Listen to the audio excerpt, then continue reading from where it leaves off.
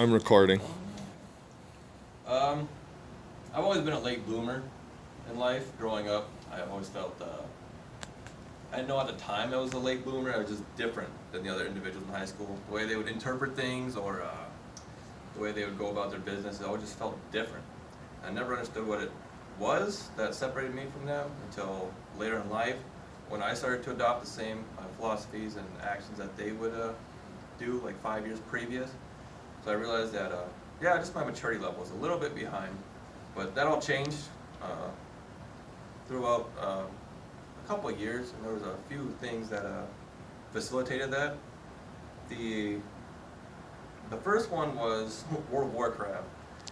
Um, I played a lot of games. So I graduated in 2005. I spent about a year in my mom's basement, or downstairs. It was a split level, but I was in my mom's basement for about a good year just playing that game. And I had no direction in life, but I would work out. I had some gear in my mom's garage. I would go out there and do that, so there was some positivity to this.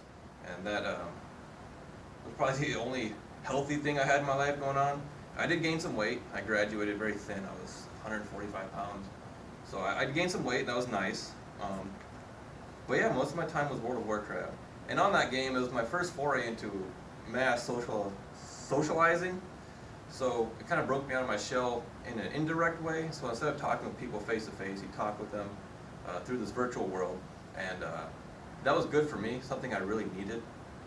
And my character in that game at the time was very strong, so I had somewhat of an authority, and it gave me a little bit of an ego boost, much needed. And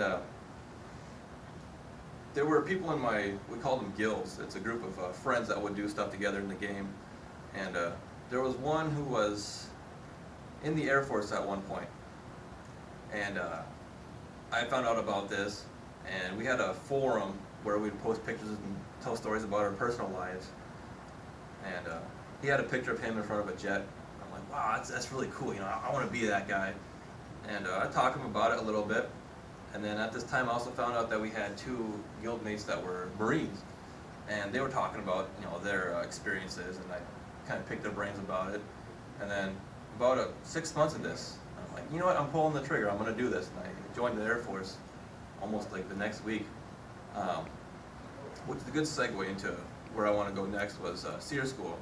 So for those of you who don't understand, SEER is it's an acronym for Survival, Evasion, Resistance, and Escape. We had a course in Fairchild Air Force Base in Washington State that was more focused towards combat survival. I was air crew in the Air Force, and fun fact, only 4% of the Air Force actually is airborne.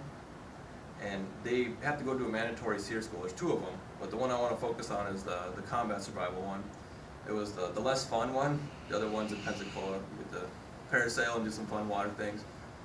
This one is more based around survival in the woods if you were shot down over a hypothetical country or something. But the part of that course that really struck home was the propaganda training. We would be stuck in a POW camp. How to act and survive was the key point of that training. So I can't go into too much detail, a lot of the stuff's classified, but for example, if we're being interviewed, it's just very common with POWs to get interviewed and they send the films home. You have to be cognizant of what's around you. So if someone's recording you, how was your stay at the prison? Obviously, hey, this is bad, we're not getting fed. They can doctor those films. So they send the film home to the US. Hey, how are they treating you? Oh, hey, great, fantastic. So things like that, it really changed your perspective on things. You're more cognizant of what's around you. And when I went home, I got out of the Air Force in 2008.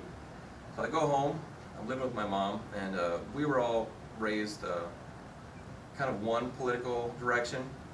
And I noticed when we watched TV, and around this time I think the Wisconsin protest with Scott Walker trying to do the thing with the unions, that was going on. And just watching the infographics on the TV is very misleading. And at one point I would have never paid any mind to this, but armed with my new knowledge on propaganda training, it was surprising. It's like, wow, this is very black and white. And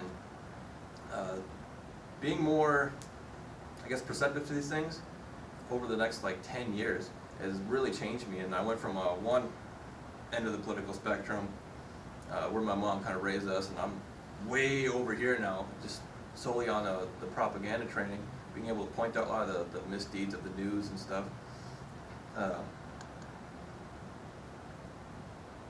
Yeah, I grew up very reserved, and World of Warcraft kind of helped me talk with more people and kind of get out of my bubble.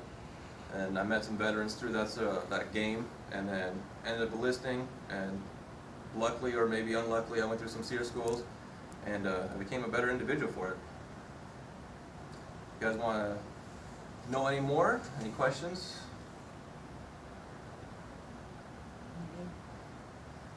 Why are you so handsome? That's actually, when you take your ASVAB test, the Air Force requires you to be attractive.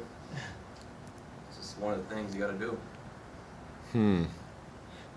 Can you edit this, or do you have to put it on there? All one shot. All right. All right. So, audience, cameraman. I think I'm better looking. The Army has higher standards. Okay, who here is an actual pretty boy while they're inside? Not me. Yeah, I was not.